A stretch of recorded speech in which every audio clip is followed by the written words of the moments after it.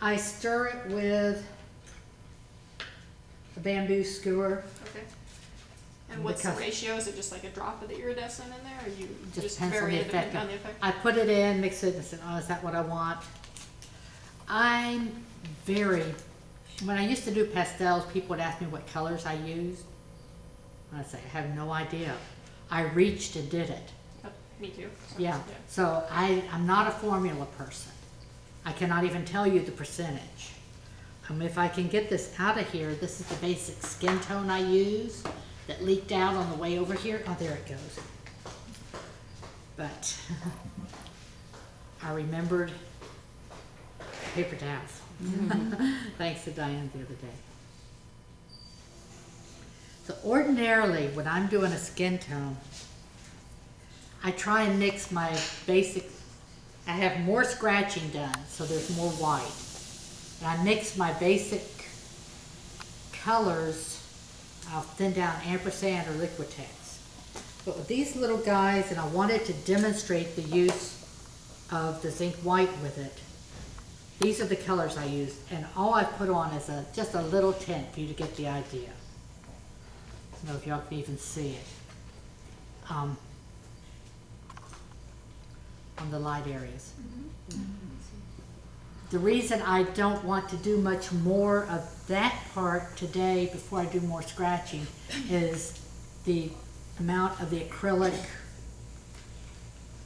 fluid acrylics that I have in there. If I put more layers on, it's going to be pretty hard to scratch.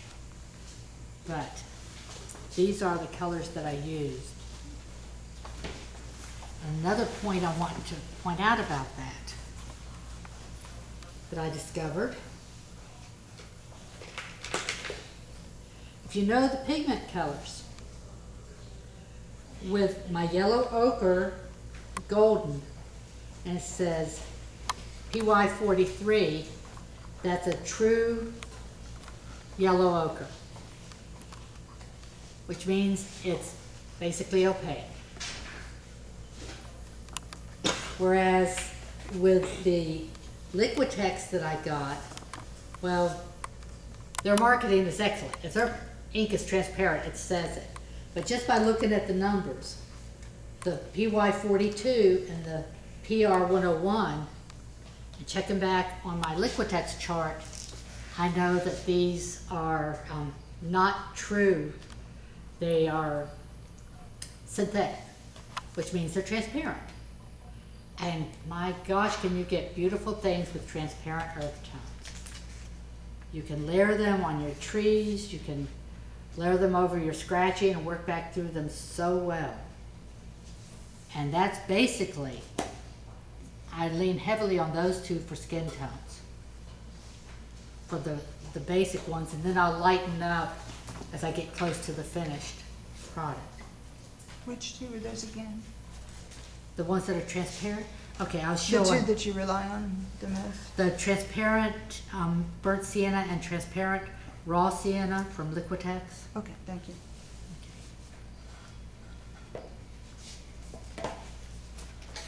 Now this board I started this last year on the workshop and threw it in a drawer.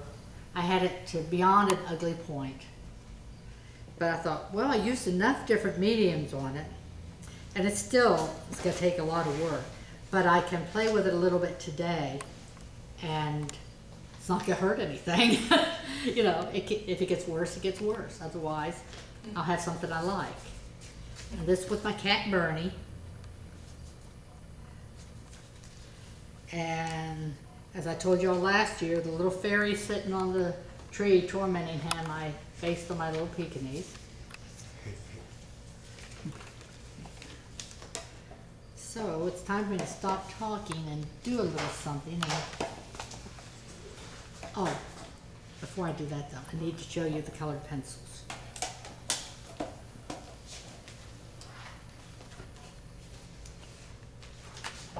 Okay. On this chart, I didn't do one to show y'all. These are just the different acrylic inks and how well they lay over each other.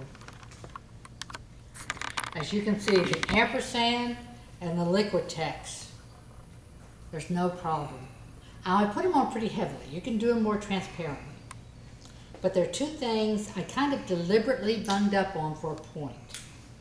I wanted to show you how with the ampersand, you can still manipulate it when it's almost dry and lighten it a little bit or smear it a little bit.